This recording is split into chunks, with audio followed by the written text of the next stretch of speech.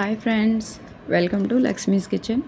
ఈరోజు టేస్టీగా సాంబార్ ఎలా తయారు చేయాలో చూపిస్తాను. సింపుల్గా కూరగాయలు కట్ చేసి పెట్టుకున్నానండి. ఒక కప్పు కందిపప్పు, ఆనపకాయ ముక్కలు, ఒక 6 పచ్చిమిరపకాయలు, కొంచెం క్యారెట్, ఒక టమాటా, కొంచెం ఒక 3 ములక్కాడ ముక్కలు, ఆనియన్ కట్ చేసి పక్కన పెట్టుకున్నానండి. ఇప్పుడు పప్పు ఉడికించుకుందాం కుక్కర్లోని.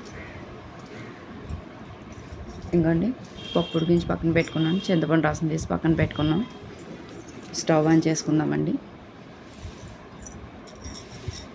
ఆన్ చేసుకొని బాండీ పెట్టుకుందామండి. ఇప్పుడు ఆయిల్ పోసుకుందామండి.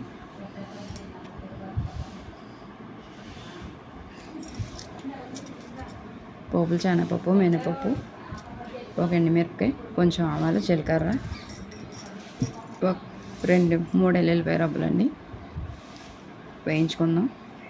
ఇప్పుడు కట్ చేసి పెట్టుకున్న కూరగాయలు వేసుకుందామండి. అవి కూడా శుభ్రంగా కలిసేటట్టు కలుపుకుందామండి. ఇప్పుడు కట్ చేసి పెట్టుకున్న ముక్కలన్నీ శుభ్రంగా మగ్గించుకుందామండి.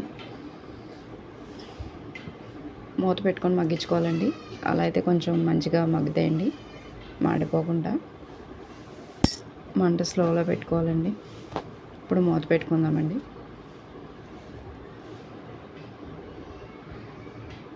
ఇప్పుడు మూత తీసి చూద్దామండి మగ్గేయలేదో.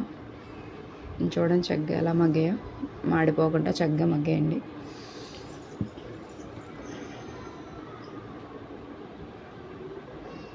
ఇప్పుడు చింతపండు రసం తీసి పక్కన పెట్టుకున్నాం కదండి, అది పోసుకుందామండి. అది పోసుకున్నాక కాసేపు మగ్గాలండి. కొంచెం మరిగితే బాగుంటుందండి. వెంటనే వాటర్ పోస్తే టేస్ట్గా ఉండదండి. ఇది కొంచెం మగ్గాక అప్పుడు వాటర్ పోసుకుందామండి. ఇప్పుడు ఉడికించి పక్కన పెట్టుకున్న పప్పు కూడా వేసుకుందామండి. పప్పు మరీ పేస్ట్ లాగా ఏమీ అయిపోవసరం లేదండి.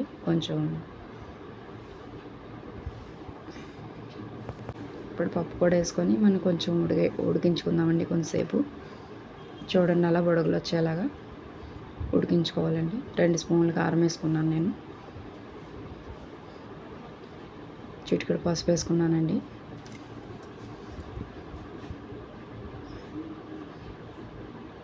వేసుకొని మొత్తం కలుపుకోవాలండి. కొంచెం సాల్టు,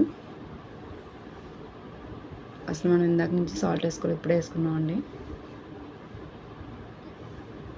ఇప్పుడు వాటర్ పోసుకున్నామని 6 లీటర్ వాటర్ పోసానండి నేను అందులో. శుభ్రం కలిసేటట్టు కలిపి మూత పెట్టుకుందామండి. ఇప్పుడు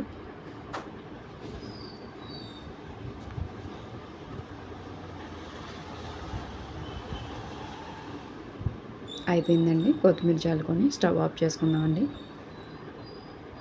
చూడండి, చాలా అంటే చాలా టేస్టీగా వచ్చింది. సింపుల్గా మీరు కూడా ఇలా ఒకసారి ట్రై చేసి కామెంట్ బాక్స్లో కామెంట్ పెట్టండి. Okay friends, bye.